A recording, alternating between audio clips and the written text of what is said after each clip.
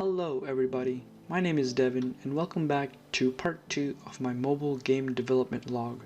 Before we get started, I quickly wanted to recap what this game is about. This is my very first simple strategy game that I plan on releasing for iOS and Android, which would be available for download on the App Store and Play Store. In this game you'll play as a person, I guess in charge of the world, maybe the president. A deadly virus started to spread, and it is your job to stop the spread before it infects the entire world and starts killing people. Sound familiar?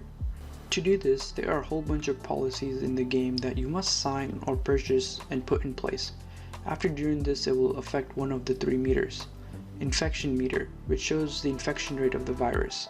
This meter is going to start off at 1, and when it reaches to 0, that would mean the virus has stopped spreading. Enforcement meter. This meter shows how much people are enforcing your policies. This is set in place because you can't just directly purchase a policy of avoiding mass gathering, for example, and people would listen to you and start doing that. That would be way too easy. So this meter shows how much people are actually listening to the president. The enforcement would eventually increase as the issue becomes more serious, as you are purchasing more policies and people are dying or getting infected. This would eventually make it easier for people to listen to you and start doing what the policy says. I hope that makes sense. The third meter is the cure meter, which is pretty simple. It is just a meter that represents how much of the cure is developed. Once this meter reaches 100%, you have successfully defeated the virus and everyone can start going out again. Yay! Those were 3 main meters that the player will be interacting with. Currently, that's the game idea. Now you may have questions about policies and how they are integrated in the game. This is going out into the unknown territory for me because as of yet, I got no idea.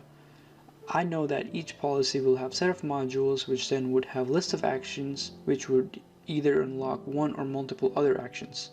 This can be thought of as tier unlocking. When purchasing each action, one of the 3 components are then affected, but by how much, I got no idea. So that is what I need to figure out before the next log.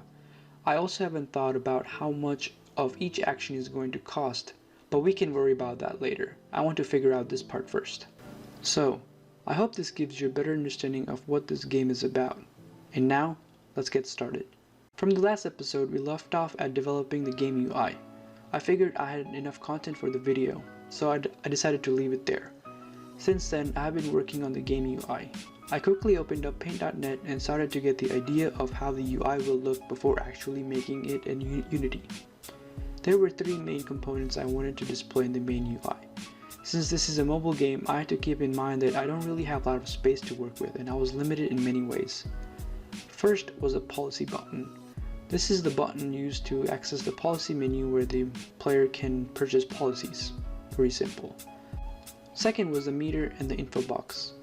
3 meters representing each component are added, as well as info box for total population, infected, and dead for the specific region. This box is dynamic, meaning when clicked on a specific region, it would display the stats for that region only, and when unclicked, it would display the stats for the whole world. The third and the last component was the time scale.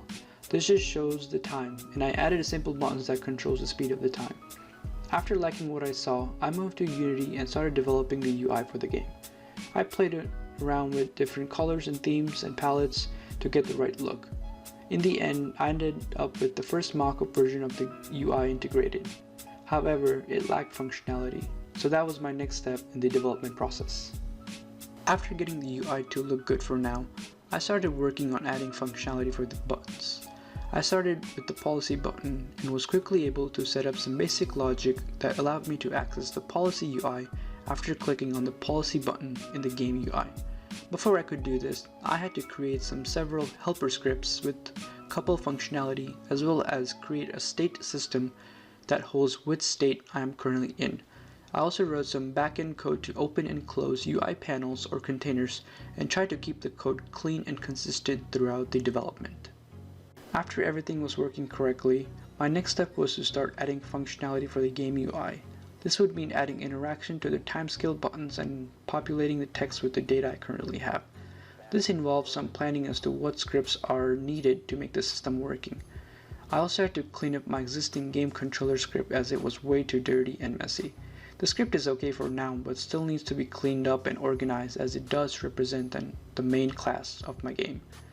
I ended up creating a handler script that would handle all time-related stuff, which would include detecting if a button is pressed and adjust the speed of the game as necessary.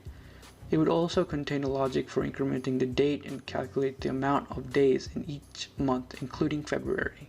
Next, I moved on to writing the logic for the info box. Currently, I don't have all the data to populate the UI, so I decided to use the data I do have. This includes the world population and the infected population. I do have the dead population, but didn't implement it just yet. As mentioned earlier, the info box would only have stats displayed for the current region that is selected.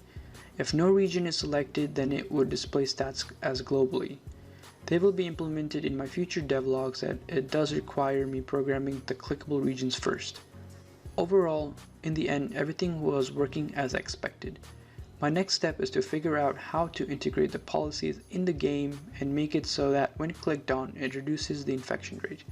That will be my task for the next devlog. I also want to bring to attention that I'm not an artist. I can do basic art that would include some designing some buttons if I've tried really hard, but that's really about it. So as a result, I'll stick with simple art and focus mainly on the mechanics and the gameplay. I hope you enjoyed this episode, and I will see you in the next devlog.